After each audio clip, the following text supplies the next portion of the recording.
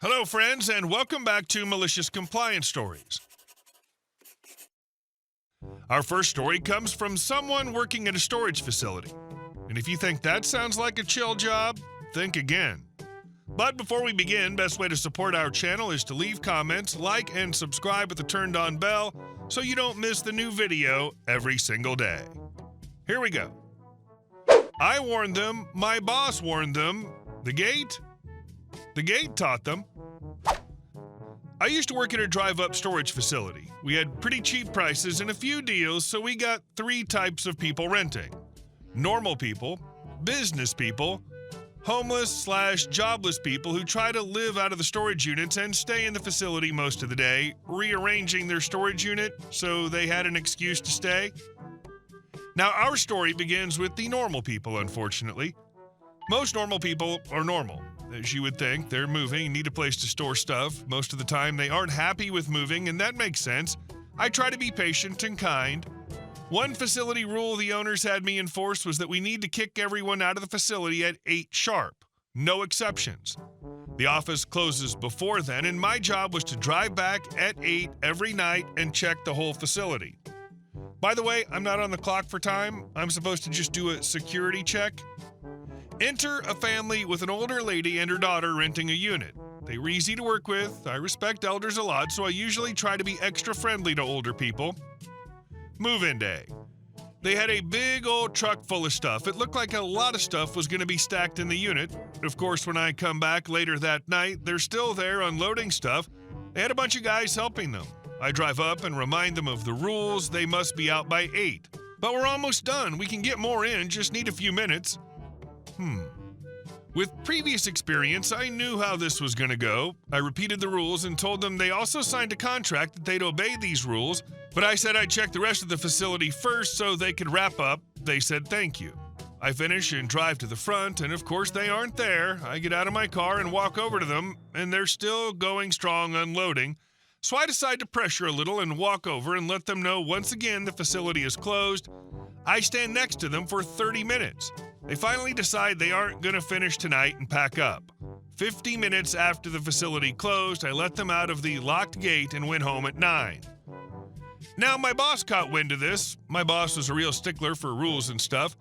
He kinda had a notion that people would follow contract rules if they were enforced, but I knew people would just push our limits. My boss told me that we needed to keep the gate locked after closing time and we can't have people staying late. I didn't want to stay that late either. The next day, they came back late. They got there as the office was closing in the evening to continue unloading. I really hoped they got the message the first time, but lo and behold, when I came for the security check, they were there unloading what seemed to be a new load. I wasn't as patient with them this time. I wasn't rude, but I was definitely being more blunt with how I talked to them. I let them know again that they needed to leave immediately. Okay, we're just finishing up. I'd heard that one before. This time, I circled the unit block they were at, and every time I passed, I let them know I was done with the rest of the facility. They seemed to get the picture, but the clock still was ticking, and by the time they closed the unit and I tailgated their truck out of there, it had already been another 40 minutes past. I was tired of getting lectured by my boss on how we needed to enforce these rules. For some reason, he had a mindset that I was letting them stay and being nice. No, the first time I was nice, but I wasn't letting them stay, and I can't physically force these people out. MC time, baby. The third day, they were finishing the unloading. While on site, I saw them and went up to them and just gave them a pass-by reminder that they need to wrap up before 8. Later that night, I check, and yep, they're still there. I'm getting a bit peeved at this point, so I check the facility quickly, then I decide to drive out. The front gate has a code lock that denies codes after 8:10. Yeah, there was even a grace period. Since they had me let them out every time, they didn't know their code wouldn't work. At least since they didn't seem to know the rules, they definitely didn't read that in bold highlighted in our contract. So as per my boss's order, I left the gate locked and left. I lived close, so I went home, got a snack, watched a couple shows, then about 9:40 went back to the facility to find them stuck at the gate. They were not happy, but as I let them out, I said to them, "The facility closes at 8 sharp and this gate locks. We aren't always around to let you out. That's why we post the close times everywhere." A lie, since I checked it every day, but I didn't want them to think they could get away with it anymore. They just angrily left, but I didn't have a problem with them again. I do feel bad for that older lady, but I don't know, they just weren't listening.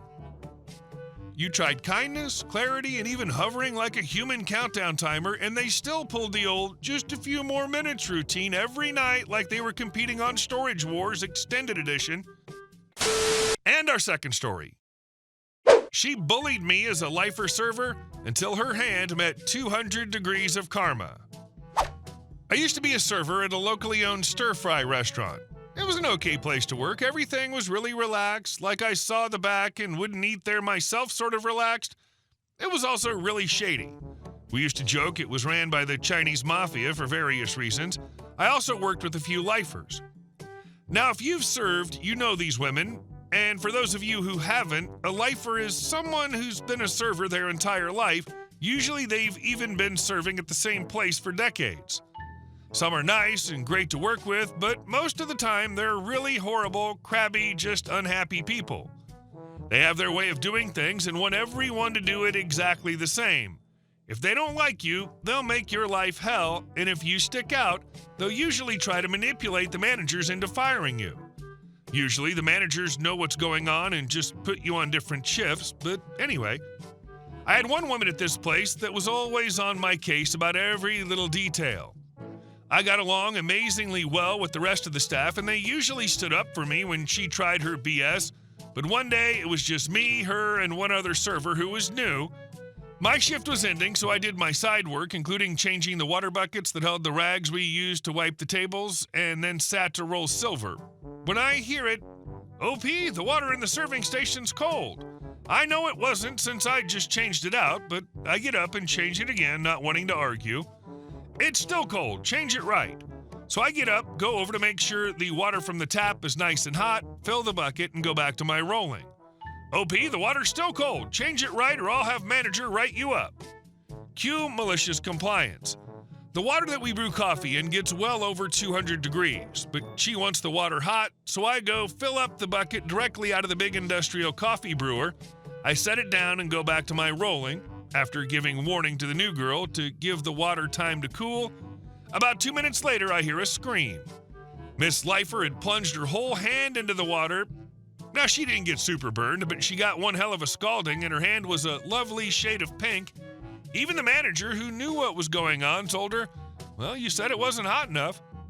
She brought her boyfriend in the next few days to eyeball me and play his stupid intimidation game that ended up with him getting physically threatening with me and her getting fired. The last thing the owners needed to have around was the cops, after all. The best part is I'd gotten a job at a retail place not long after as a manager. Guess who was still looking for work and dropped off her application? The look on her face when I came out of my office to personally accept it? Priceless. So well executed. The best part about this is that you aren't supposed to plunge your hand into the water when testing the temperature anyway. This was totally on her, and it seems her shenanigans went one step too far, and management had enough. And our last story. No, Karen, you don't own the valley, especially not my land. When we moved to our little patch of rural area in the Texas Hill Country, 6 acres of trees and wildflowers, fresh well water, and the kind of peace and quiet that made us happy, we started small, putting in raised beds, setting up a chicken coop, and slowly restoring the little house that came with the property. Our nearest neighbors, Karen and her husband Dale, owned the land bordering ours, weekend warriors mostly. They'd inherited the place and treated it like a rustic getaway, beer on the porch, loud music, and lots of stomping around like they owned the valley. At first, we kept it friendly. They didn't introduce themselves, but we waved and they nodded. Good enough. But that politeness didn't last long. One spring morning, I caught a nasty chemical smell drifting across our yard. I followed the breeze and found Dale zipping around on an ATV with a makeshift sprayer rigged to the back, unleashing what looked like Agent Orange all over the field. I waved him down. "Hey, Dale, that stuff's drifting over the fence. Can you leave a buffer zone?" I asked, trying to keep things neighborly. He squinted at me like I'd asked for his liver. "This is my land. I'll do what I want. If your garden can't handle it, maybe you should grow plastic plants." Right. Charming guy. I figured maybe I'd have better luck with Karen. Caught her later near their goat pen. I explained the whole thing, the garden, our chickens, the toddler who liked to play barefoot. "You're being dramatic," she snapped. "You're not in Austin anymore. This is how country people do things." Then came the kicker. A week later, they sprayed right up to our fence again. 3 rows of tomato plants withered overnight. Our chickens got sick. I started getting migraines every time the wind shifted. And then, because petty knows no limits, Karen sent us a typed letter. It was signed, "Karen, Acting President, Rural Neighborhood Standards Committee," which was cute because we don't have an HOA. She claimed we were violating communal harmony by keeping our mesquite trees too close to her husband's crops and warned of consequences. Well, Karen forgot that I read the fine print and that I had the survey. That fence line, it wasn't the property line. 2 meters beyond it, right into their field, was still our land. So I called up a local environmental attorney. She drafted a polite but razor-sharp letter citing the chemical drift, land encroachment, and property damage. We included soil tests, vet bills, and before and after photos of our garden. The cherry on top, a notarized survey map highlighting our legal boundary.